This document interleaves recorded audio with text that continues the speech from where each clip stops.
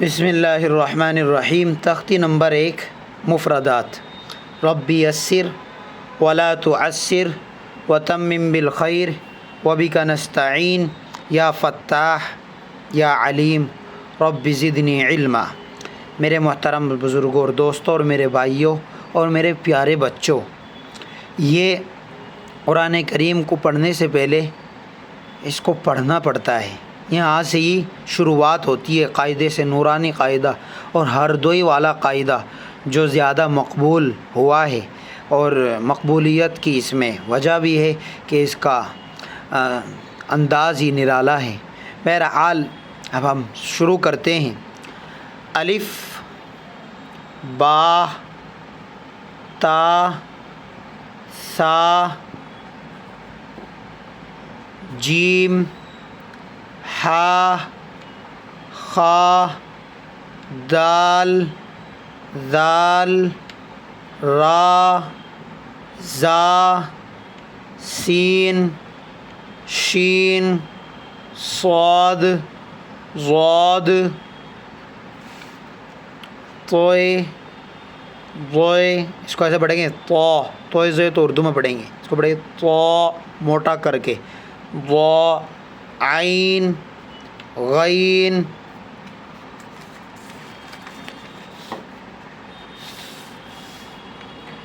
فا قاف کاف لام میم نون واو ہا حمزہ یا۔ تو پیارے ساتھیوں، مفردات، یہ تختی نمبر 1 مفردات۔ الگ الگ حروف کا نام مفرد بولتے ہیں ان کو، بہت سارے تو مفردات، اور مل جائیں گے تو وہ الفاظ بن جائیں گے۔ تو الگ الگ حروف کا نام مفردات ہیں، اور کل حروف یہ الف با تا، جس طرح اے بی سی ڈی، اس طرح یہ الف با تا سا آخر تک، الف سے لے کر یہاں یا تک، یہ 29 حروف ہے۔ کل حروف 29 حروف ہے، اور جو تمام تعلیم کی بنیاد اور جڑ ہے۔ اس قرآن کریم کو ہم پڑھیں گے تو یہی جڑ ہے، یہی بنیاد ہے۔ تو ہم نرمی اور محبت کے ساتھ بچے کو سکھلائیں اور پہچان کروائیں۔ بس ہوتا کیا ہے کہ بچے رٹ لیتے ہیں کہ الف کے بعد با آئے گا، با کے بعد تا آئے گا، تا کے بعد سا آئے گا۔ اصل چیز پہچان ہے، اور پہچان کیسے کرائیں گے ہم؟ پہچان ہم یہ کہ انگلی رکھ کر تھوڑا تھوڑا، یہ تو آج ہم پوری تختی پڑھا دی گئی، چونکہ ہر کوئی اس کو پڑھے گا، بچہ بھی پڑھے گا، لیکن جو پیرنٹس ہے، ذمہ دار ہے، سرپرست ہے، والدین ہے، ماں باپ ہے، وہ اسی طریقے سے پہچان کرائیں کہ الف خالی ہوگا، با دیکھو با تا سا، تینوں حروف ایک جیسے ہی بنے ہوئے ہیں، ان میں جو پہچان ہوگی وہ نقطوں سے ہوگی۔ با کے نیچے ایک نقطہ، نیچے جو نقطہ آئے گا وہ با کے آئے گا تو با ہو جائے گا۔ اگر یہی نقطہ اوپر چلا گیا اور 2 ہو گئے تو اب یہ تا بن جائے گا۔ دیکھو یہی ایک نقطہ یہاں جو تھا، یہ 2 کر کے اوپر رکھ دیے گئے، چاہے اس پر رکھتے تو یہی تا بن جاتا۔ تو یہ الگ الگ لکھ دیے گئے، اور نقطوں سے ہی پہچان ہوگی، نقطوں سے یہ الگ الگ حروف بن رہے ہیں۔ تو 2 نقطے اوپر آ گئے تو تا ہو گیا، تو اسی پر اگر ہم نے ایک نقطہ رکھ دیا یہی سا بن جائے گا، تو یہاں کر کے دکھایا۔ بالکل ایسے ہی کر کے اس کے اوپر 3 نقطے رکھ دیے گئے تو یہ سا ہو گیا۔ اب جیم ہا خا تینوں کی شکل ایک ہے، صرف نقطوں سے پہچان ہوگی۔ جیم کے پیٹ میں، اس کو بولیں گے پیٹ کہہ لیجئے گا آپ، یا نقطہ یا اس کے اندر کہہ لیجئے، تو جیم کے پیٹ میں ایک نقطہ، تو پہچان کس سے ہوگی؟ تینوں حروف، جیم بھی اور ہا بھی اور خا بھی ایک ہی شکل پر واقع ہوئے ہیں۔ جیم کی جو پہچان ہوگی وہ اس کے نقطے سے ہوگی کہ اس کے اندر ہوگا۔ ہا پر کوئی نقطہ نہیں ہوگا تو اس لیے وہ ہا کہلائے گا۔ خا کے اوپر نقطہ ہوگا، اگر بیچ میں آ جائے، پیٹ میں آ جائے تو وہ جیم بن جائے گا، اوپر چلا جائے تو وہ خا ہوگا، اور اگر نہ ہو تو وہ ہا ہوگا۔ اس طریقے سے بچوں کو سمجھانا ہے، اور جو پیرنٹس چاہتے ہیں کہ ہمارا بچہ اس طریقے سے ٹیچر سے پڑھے اور باقاعدہ وہ پڑھنا چاہتے ہیں تو وہ اس نمبر پر کانٹیکٹ کیجئے 90 اور 68 332350. اس کو ہندی میں بھی آپ سن لیجئے 90 68 33 23 50. بہرحال اب آگے چلتے ہیں. دال اور زال کی پہچان. تو دال اور زال ایک ہی شکل پر واقع ہوئے، صرف نقطے سے پہچان ہوگی کہ دال ایسے بنے گی اور اس پر کوئی نقطہ نہیں ہوگا. اگر اس پر نقطہ آ جائے تو پھر دال نہیں رہے گی، وہ زال ہو جائے، زال بن جائے گی، جیسا کہ یہاں نقطہ رکھ کے دکھایا. تو یہ دال زال کا معاملہ ہے. اسی طرح را اور زا.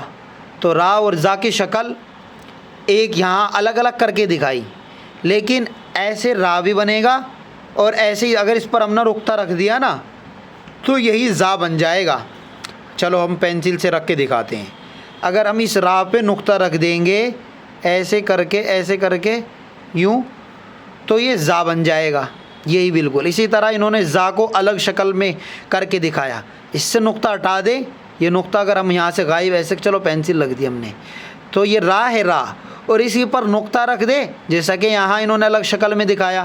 چونکہ را اور زا یہ ان کی گویا کہ دو شکلیں ہیں کہ را ایسے بھی بنے گا اور ایسے بھی بنے گا. اسی را پر اگر نقطہ رکھ دیں گے تو یہ زا بن جائے گا، اور اسی زا سے جو یہاں زا بنا کر دکھایا ہے، اگر اس سے نقطہ ہٹا دیں گے تو یہی زا بن جائے گا. اب سین اور شین کو دیکھ لیجئے. سین اور شین تو یہ صرف نقطوں سے پہچان کریں گے. دیکھو بالکل ایسا ہی ہے اور ایسا ہی ہے، تو اس پر 3 نقطے آ گئے تو یہ شین ہو گیا، اور اس پر کوئی نقطہ نہیں ہے تو یہ سین ہے. تو پہچان کیسے ہوگی؟ 3 نقطے اگر اوپر ہو جائیں گے اور ایسی شکل اس کی ہوگی، 3 شوشے ایسے، 1 شوشہ 2 شوشہ 3 شوشہ، تو وہ شین ہوگا اگر 3 نقطے ہوں گے. اور اگر نہیں ہوگا تو وہ چھوٹا سین سین. اور شین کی آواز تھوڑا برسی کے نکالیں گے سیٹی کے ساتھ اور تیزی کے ساتھ، شین منہ بھر کے. اب آپ اس کو لے لیجئے. سواد ضاد. سواد اور ضاد دونوں ایک ہی شکل ہے، صرف نقطے کا فرق ہے، تو جس سے یہ الگ الگ حروف ہو گئے. اس پر نقطہ نہیں ہے تو یہ سواد ہے، اور اس پر نقطہ ہے تو یہ ضاد بن گیا ہے، ضاد. ٹھیک ہے، اس کو بھی موٹا کریں گے. اور اس میں بھی سین اور سواد میں فرق نہیں کر پاتے قرآن پڑھنے والے بعض اسٹوڈنٹ اور طلبہ، تو فرق موٹا سا فرق. سین اس کو باریک کر کے پڑھیں گے اور سواد اس کو موٹا کر کے پڑھیں گے. ویسے تو ان حروف کے مخارج ہے، لیکن جو ابھی تک مخارج وخارج تک ان کے کہاں سمجھ میں آئیں گے، وہ قرآن سیکھ رہے ہیں، شروعات کر رہے ہیں، تو ان کو کیسے بتایا جائے. وہ تو اس کو بھی سین پڑھے گے اور اس کو سعد پڑھ دیں گے، سعد. تو دونوں کی آواز ایک جیسی نکال دیں گے، تو دونوں کی آواز ایک جیسی نہیں ہوگی. اس کی باریک ہوگی سین، اور یہ موٹا کر کے پڑھیں گے صاد، ایسے صاد اور ضاد.